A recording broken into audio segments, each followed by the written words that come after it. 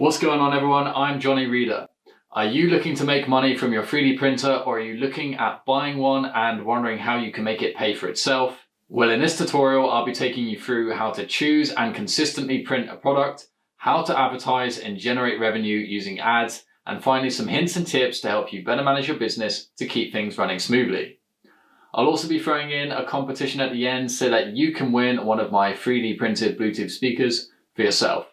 So stick around and you too can easily build a business from scratch and start to bring in money with just your 3D printer. PCBWay is known for its quick and fast circuit board turnaround, professional and turnkey PCB assembly, and great customer service. But did you know that they also offer CNC machining, 3D printing, and more? Follow the link in the description to learn more and earn $5 off your first order when you sign up at PCBWay.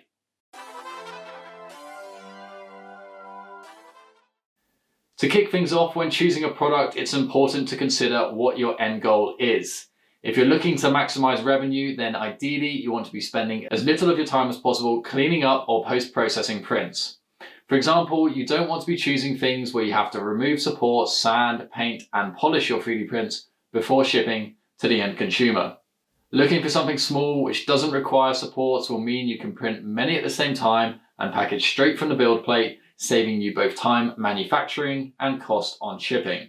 A great example of this is the steering wheel control YouTuber Uncle Jesse is selling on Etsy for PlayStation and Xbox controllers because it is small, unique, and requires no processing after printing.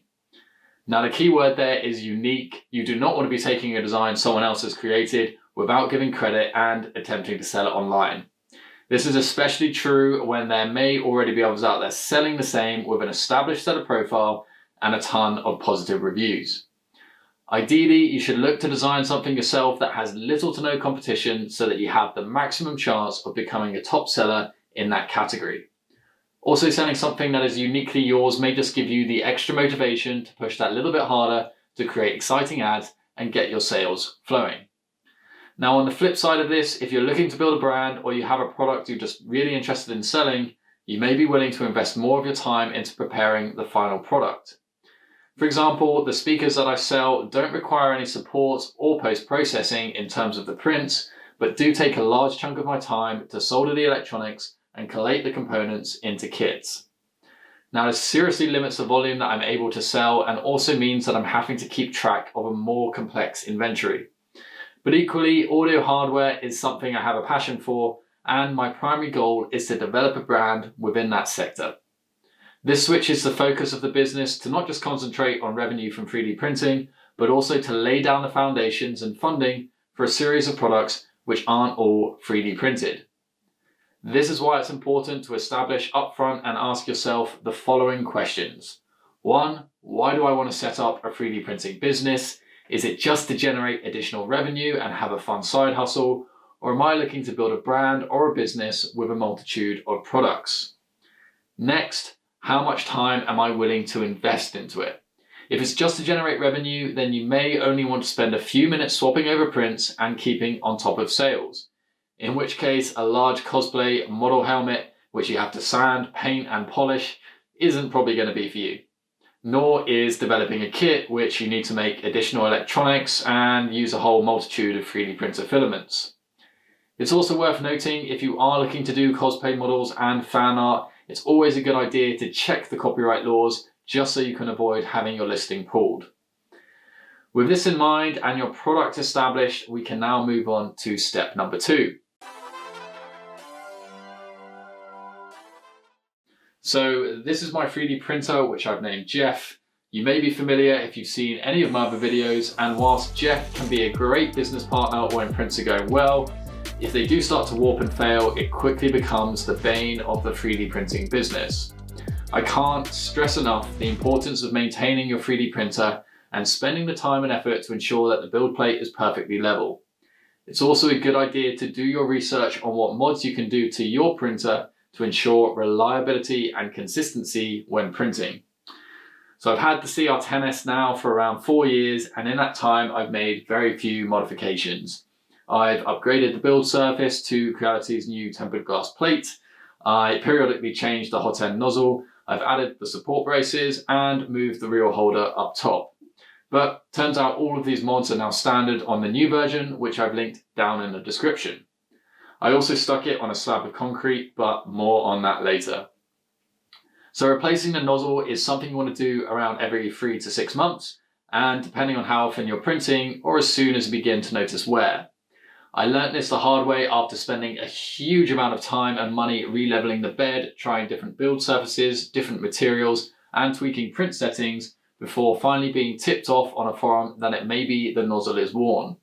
This quick tip immediately and cheaply fixed all my problems, and it's why you should look to replace your nozzle every so often, regardless of signs of wear and tear. Now, leveling the bed is the main thing people in the business talk about, and for good reason. It can be the difference between a perfect print and a ball of stringy plastic. Even if your prints do stay stuck down and print successfully, you may find supports are hard to remove, or that parts that are designed to fit together don't, because tolerances are changing print to print. Now, this was certainly a problem I was experiencing, and even though I thought I had my bed perfectly leveled and the settings dialed in, I was finding my parts were warping and not fitting together. This is because my technique for leveling the bed was flawed, and I was only checking to see if I could get a consistent line to print around the bed using a test print. This meant that it may well have been level, but I wasn't picking up on the fact that the nozzle was too close to the bed. It wasn't until I watched Teaching Tech's great video on bed leveling that I was able to get a consistent print the vast majority of the time. It's also important to periodically check that the belts are tight and the frame rigid to avoid any weird artifacts that you have to sand off after printing. You can find the perfect settings for your printer and material by checking with the manufacturer, reading forums, and just experimenting on prototypes. I personally use Amazon's EO Nose PLA Plus on a build plate of 70 degrees, a nozzle of 200 degrees, and a combination of a brim and hairspray to ensure the prints stay stuck. Having a glass bed also means they pop off effortlessly once the prints are done and the bed cools, which is a great time saver. Without proper maintenance, you may find that a lot of your profit margin is getting eaten into with wasted prints and potentially new printers when you throw the current one straight out the window. So with the time taken to get things right beforehand, you'll be able to print consistently and do multiple parts in one job. And this will minimize any kind of delays in your production runs and allows you to focus your time on the next and most important step.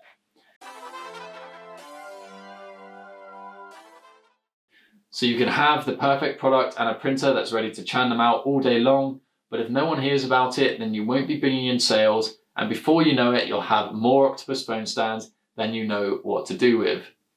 There are a number of ways you can advertise and sell your product. A very popular method is through the sales platform Etsy. This exists to allow people to sell their bespoke creations with a fee of around 5 to 8%, depending on if you use their payment scheme.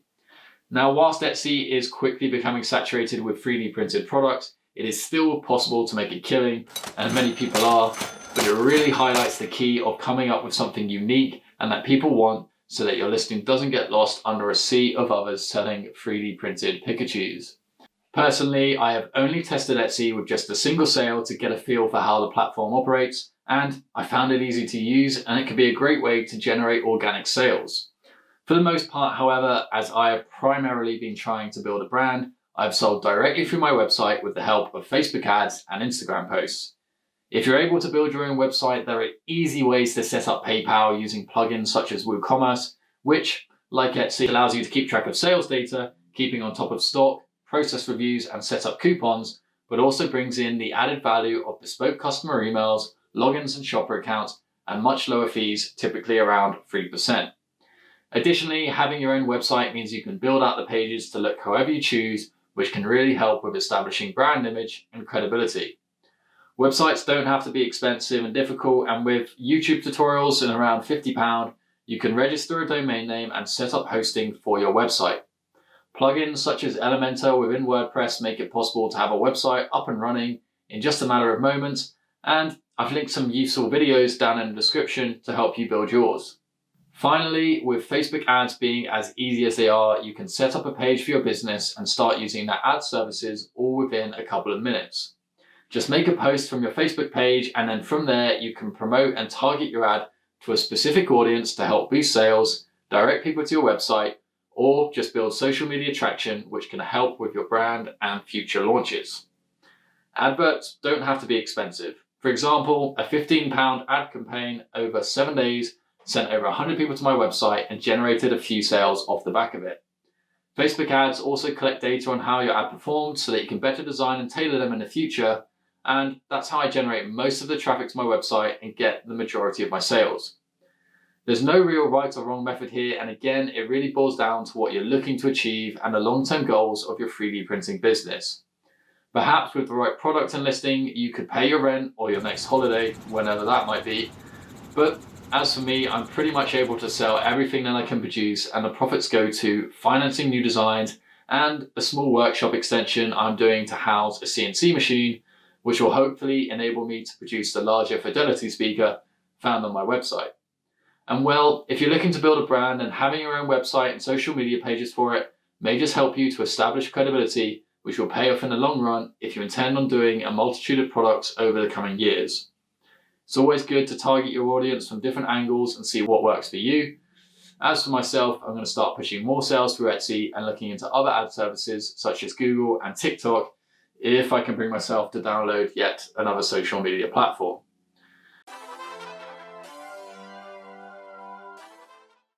So at this point, you've designed or found your product, your printer is, fingers crossed, printing perfectly, and your sales orders are coming through. So we're done, right? Well, there's a few other considerations to take on board and some hints and tips I've picked up through my own business that you may find useful. The first is living with a 3D printer that's running nearly all the time. Now, most modern printers are pretty quiet, but if you're living with others or have the thing running in your bedroom, you may want to consider ways of making it quieter still. I used to hear mine vibrating through the floor throughout the whole house, but sticking the printer on a garden tile on some foam means that with the door shut, I no longer hear it. Also, if you're listening to loud music like me, or you have roommates who stamp around at 4 AM, then the vibrations from that won't transfer into your prints and leave you with weird artifacts. So next is keeping on top of sales and shipping. Being slow on shipping or having poor packaging can lead to poor reviews, which will reflect in your sales. Ensuring you have the emails sent to your phone means that you won't miss delivery deadlines. I spent some time coming up with a packaging method and finding a box with the right dimensions so that my speakers fit snugly inside, and by reusing bubble wrap that come with the electronics I order, as well as brown paper from old parcels, means my packaging costs are very low and have as little environmental impact as possible. Depending on your volume of sales, you can arrange for collection with a delivery courier or simply print off labels at home as part of a WooCommerce plugin and drop off at your local post office. One quick tip that has kept things organized for me is having physical shelves dedicated to each product to hold my stock and using an Excel spreadsheet to keep on top of inventory. This spreadsheet also tells me when I need to order more parts so that I always have what I need to make kits and meet orders. Etsy and WooCommerce can both be set up to not allow more sales when you're out of stock, but you don't want to be missing out on orders and revenue due to stock-related issues. Finally, and perhaps most importantly, it's a good idea to periodically pause, take a step back, and ask yourself if you're enjoying the process. Of course, there will always be times of frustration if your printer's playing up, or maybe some new kid on the block has stolen all of your customers with an ultra-swolled Pikachu. But if you're consistently not having fun or feel it's not worth it, then perhaps a 3D printing based business isn't the side hustle for you. If though, like me, you're getting a kick out of seeing your products sell and you're enjoying sharing your passion with others, then I wish you the best of luck with your 3D printing business. And if you want to win one of my speakers for your own, I'm giving this pre-made one away in the competition link below. Or if you simply want to buy one of my kits, you can head on over to my website at jcracoustics.co.uk. I hope that this 3D printing business tutorial has given you the tools to get started with. So please consider dropping a like and subscribing, and I'll see you all in the next video. But until then, keep designing, keep making, and keep on creating.